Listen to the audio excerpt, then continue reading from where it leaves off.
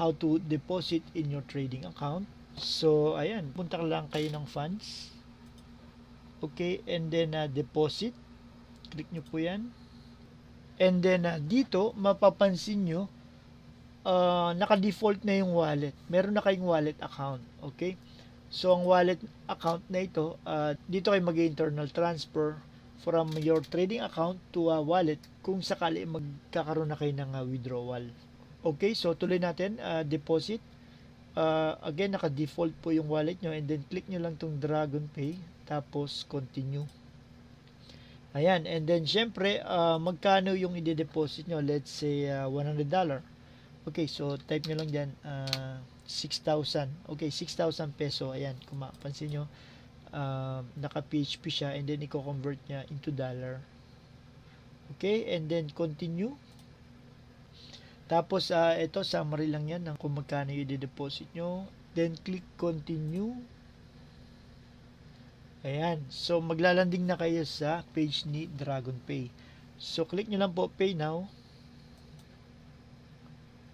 So, dito, piliin nyo lang kung ano yung source nung inyong bank. Okay? Kung GCash, scroll down nyo lang and then dito sa pinakadulo nandun yung GCash. Okay?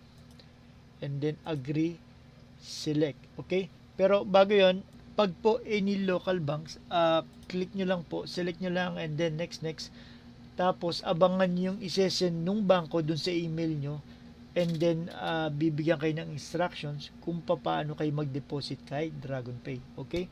Pero ang pinakamadali ay GCash. Okay? So select nyo lang GCash. Tapos ayan, continue. Meron lang silang charge na 10 pesos. Okay? Continue or hayaan nyo lang and then maglalanding na kayo sa page na to ni GCash.